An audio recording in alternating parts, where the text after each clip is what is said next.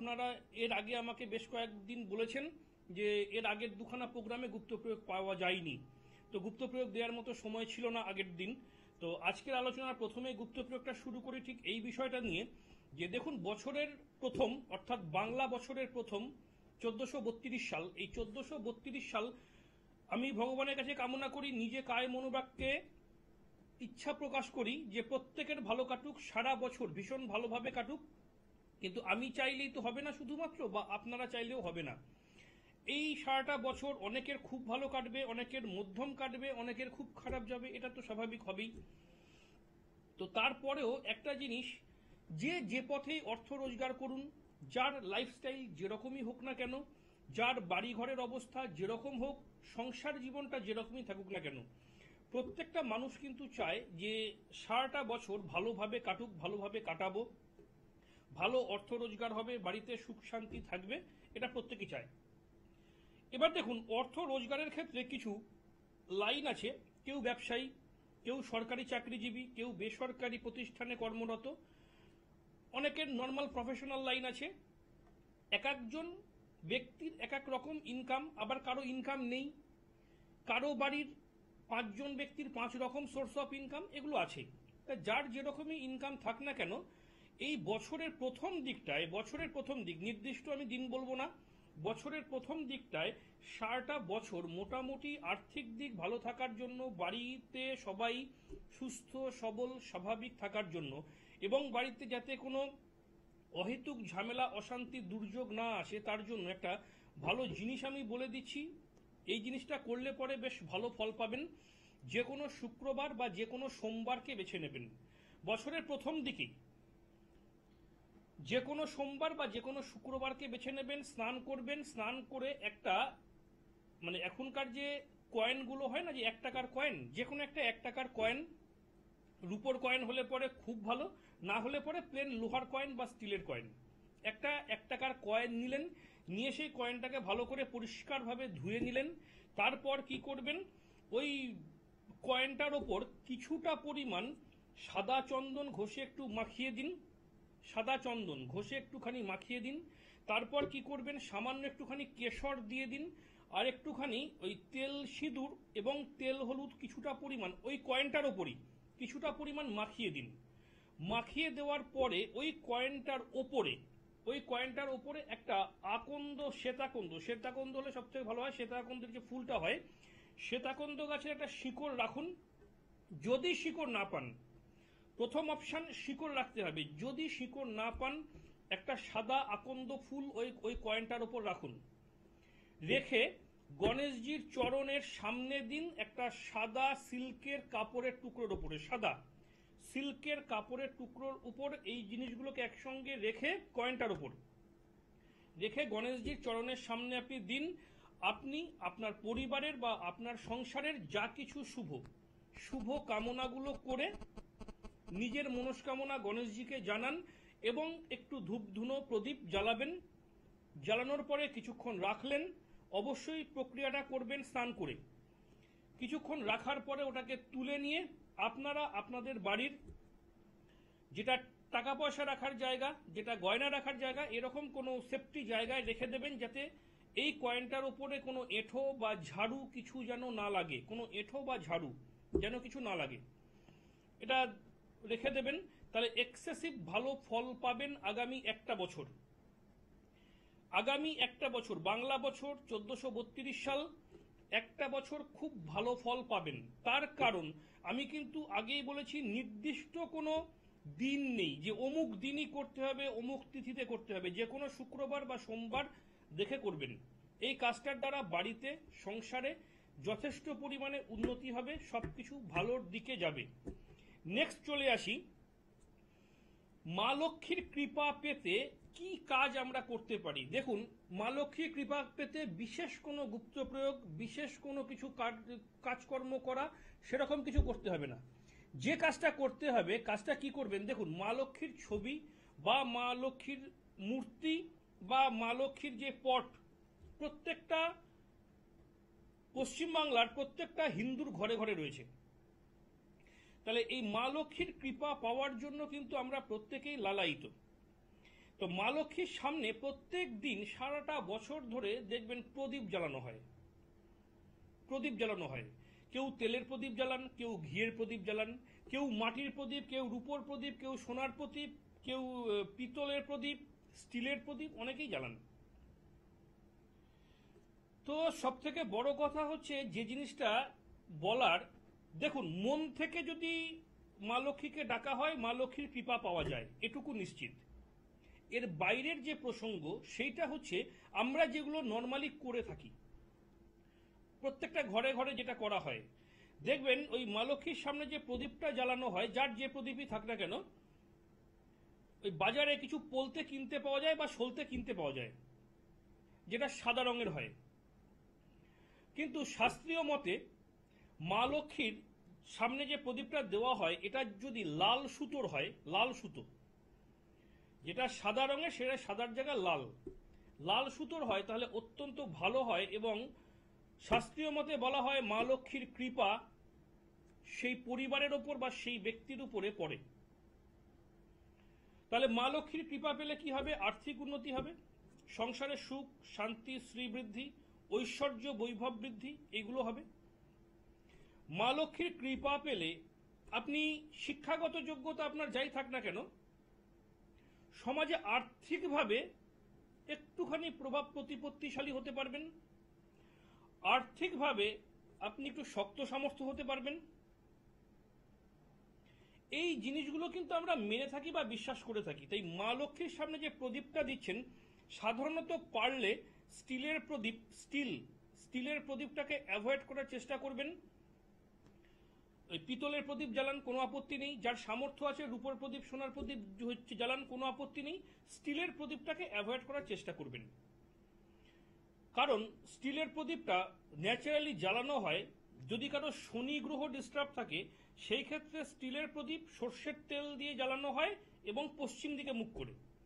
কিন্তু মা লক্ষ্মীর সামনে যেহেতু ধন দৌলত ঐশ্বর্য বৈভবের দেবী, তো একটু সোনার কালার বা রূপো এটা হলে ভালো হয়। তাহলে পিতল অনেকটা সোনার কালারের ঘেঁষা জ্বালাবেন, আশা করছি ভালো হবে। তবে লাল রঙের পোলতেটা হলে বেশি ভালো হয়।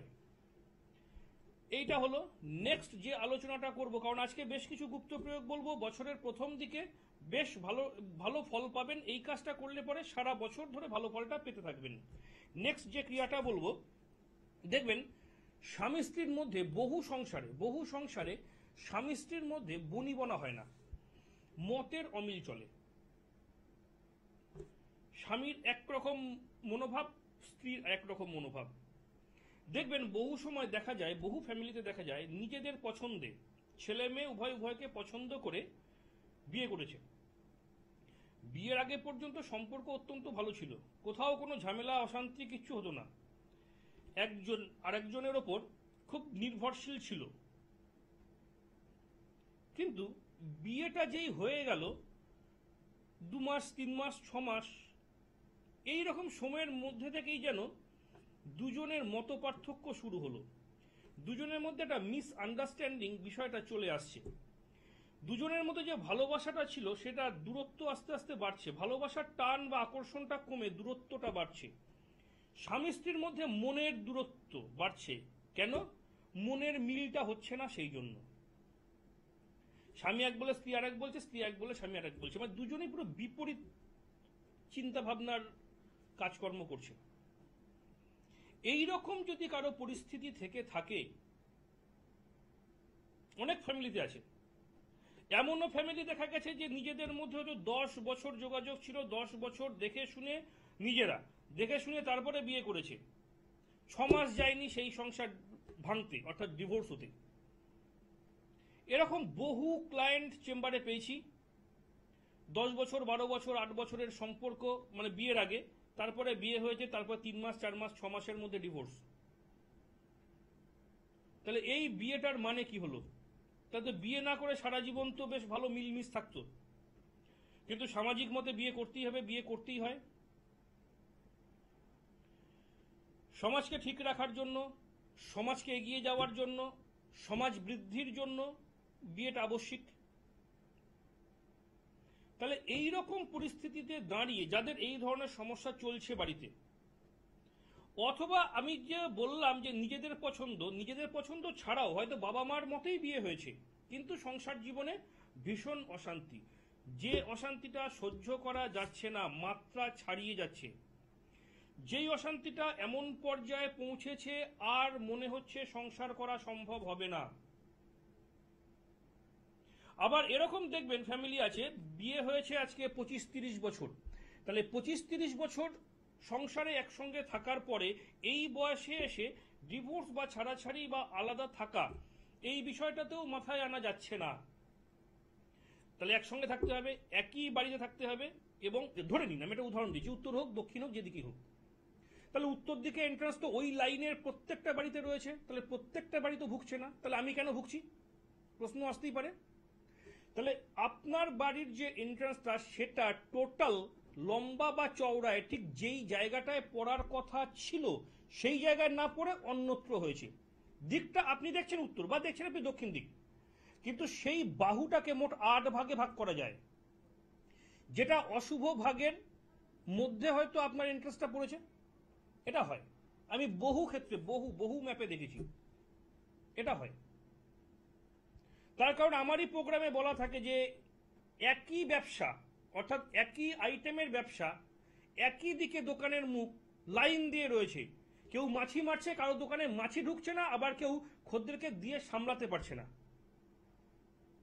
একই আইটেমের ব্যবসা, একই দিকে দোকানের মুখ, সব তো এক, শুধু মালিকগুলো আলাদা।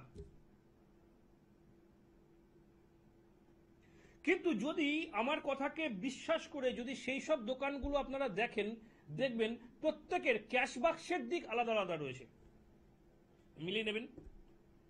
তাহলে দোকানে ক্যাশ বাক্স এটা একটা মূল জিনিস, ওটা কোন দিকে থাকবে মূল জিনিস, যেখান থেকে খদ্দেররা আসবে, মালপত্র নেবে, টাকা দেবে, সেই টাকাটা ক্যাশেই জমা পড়বে, দেখে নেবেন। কারণ আমি নিজে যুক্তি দিয়ে বুঝি, নিজে যুক্তি দিয়ে বোঝানোর চেষ্টা করি।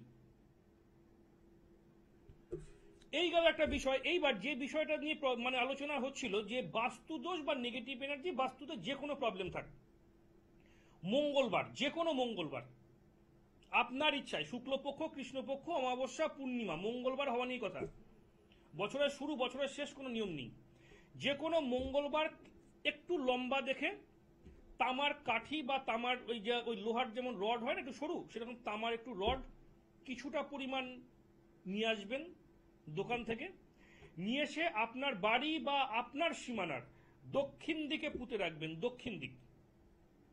এবার সেখানেও আপনাদের প্রশ্ন থাকতে পারে যে দাদা আমার তো বাড়ি নেই, বাড়ি হলে নয় পুঁততে পারতাম, আমি তো ফ্ল্যাটে থাকি, তাহলে দক্ষিণ দিকে পুঁতবো কি করে, অন্যের জায়গায় তো আমি পুঁততে পারবো না।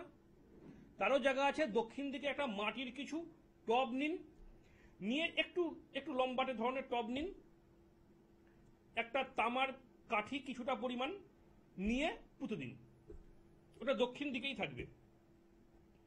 আপনার বাড়ির বা আপনার বাস্তুর বা আপনি যেই অংশটুকুর মধ্যে রয়েছেন ওখানকার যদি কোনো প্রবলেম থেকে থাকে, বাস্তু দোষ, বাস্তু সংক্রান্ত সমস্যা, তাহলে মিটে যাবে।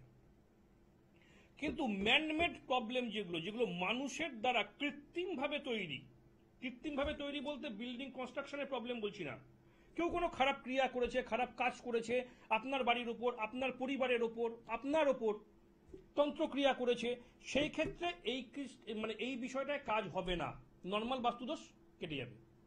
যারা তন্ত্র মতে ডিস্টার্ব করেছে সেগুলো যদি হয়, যে কোনো ভালো জ্যোতিষীর সঙ্গে যোগাযোগ করে নেবেন। আপনারা জানেন আমার মোট 3টে জায়গায় চেম্বার, কালীঘাট বৃহস্পতিবার, দক্ষিণেশ্বর শুক্রবার, আর রানাঘাটে আমার বাড়িতে চেম্বার রবিবার। কারণ আমি সারা সপ্তাহ ধরে চেম্বার করি না, সারা সপ্তাহ চেম্বার করার সময় নেই, তার কারণ অনলাইনে ভীষণ চাপ, চেম্বার সারা সপ্তাহ করলে অনলাইনে গুলো দেখবো কখন। যারা দূরের মানুষ, যারা চেম্বার পর্যন্ত আসতে পারছেন না, তারা অনলাইনে ভিজিট পেমেন্ট করে ভাগ্য বিষয় জানতে চাইবেন। আর যারা কাছের মানুষ, যে চেম্বারটা সুবিধা হয় সেই চেম্বারে এসে যোগাযোগ করবেন। ফোন নাম্বারটা এই নাম্বারই, যে কোনো সময় ফোন করতে পারেন, তবে রাতের দিকে ফোন করলে একটু বেশি ভালো হয়, তাহলে আমি নিজেই ধরি, আমি নিজেই কথা বলি। যারা তন্ত্রমতে স্থায়ী প্রতিকার পেতে চান বা করাতে চান তারা যোগাযোগ করে নেবেন। তন্ত্রের সব কাজ আমি করি না, জানি না, বশীকরণ কাজের জন্য আমার কাছে কেউ আসবেন না, আমি বশীকরণ করি না। যদি শত্রু সমস্যা হয় আসবেন, বাস্তু সমস্যা হয় আসবেন, বিয়ের কোনো প্রবলেম আসবেন, সাংসারিক প্রবলেম কিছু থাকলে আসবেন, চেষ্টা করব।